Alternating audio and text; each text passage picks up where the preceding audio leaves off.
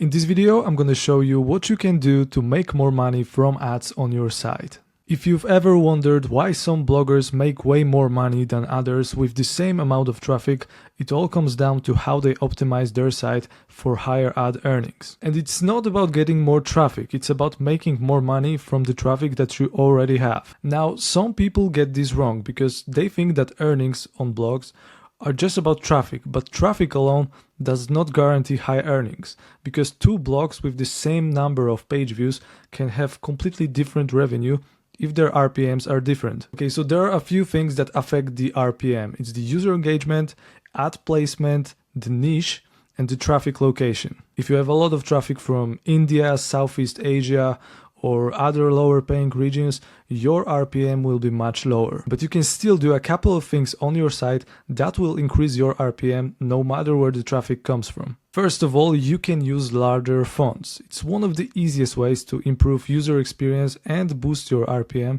because if you make your content easier to read with a larger font, people will have to scroll more. I recommend using 16 pixels for readability, but to be honest, I'm actually using 19 pixels on one of my sites, and that's the site where I have the highest RPM. It's pretty large, so it may look weird for you at first, but honestly it works. So it's better to stick to easy to read fonts, which are simple, clean, so no fancy, no hard to read typography. And of course, you have to maintain a good contrast, so black text on a white background is the most readable, so you don't have to overcomplicate it.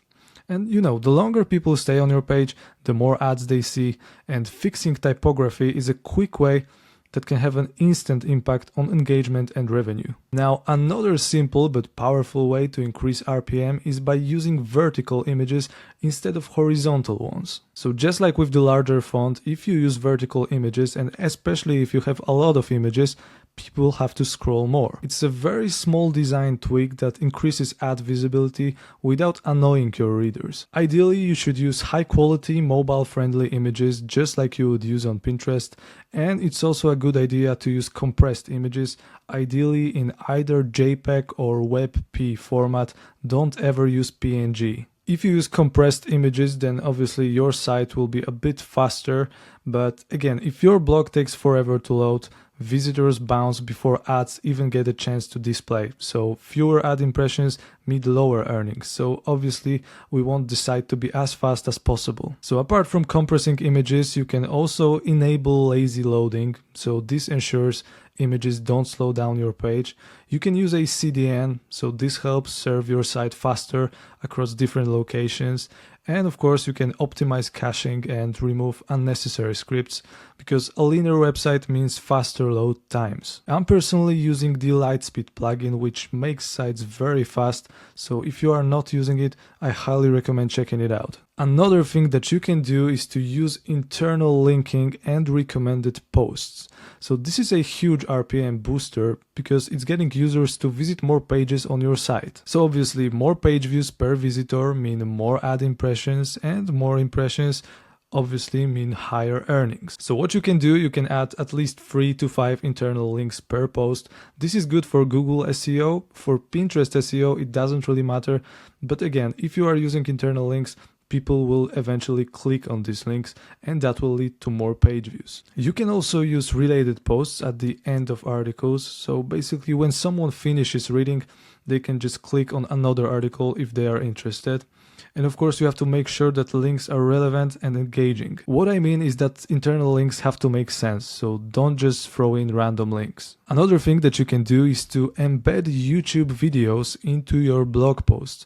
It's a very underrated strategy, and I know that a lot of people are not doing it. So whatever your blog article is, you can just figure out what kind of video would just fit in. In most cases, it's actually very easy to add a few videos. So it's a very good way of making people stay longer on your site. As I said before, we want people to be as long on our website as possible. So if they watch a video, that's, I don't know, 10 or 15 minutes long, that's very good for our RPM. But at the end of the day, nothing increases RPM like high quality content, because the better your content is, the more engaged your audience is, and the more time they spend on your site. So my advice is to give readers actionable value. Like, is your article actually valuable? Because to be honest, no one likes poor quality, so the better your quality is, that's obviously the better for the RPM. The main takeaway from this video is that increasing RPM is not really about chasing more traffic. It's about optimizing what you already have. And I'm pretty sure that if you implement all of these changes, your RPM will go up and you'll make more money without needing a single extra page view. So I guess you can just start with the larger font size and see what happens. Okay, that's pretty much it for today, guys. Thanks for watching. I want to invite you to my school community, which is completely free. If you want to learn more about blogging and Pinterest, make sure to join. Thanks for watching, and I hope I'll see you in the next one.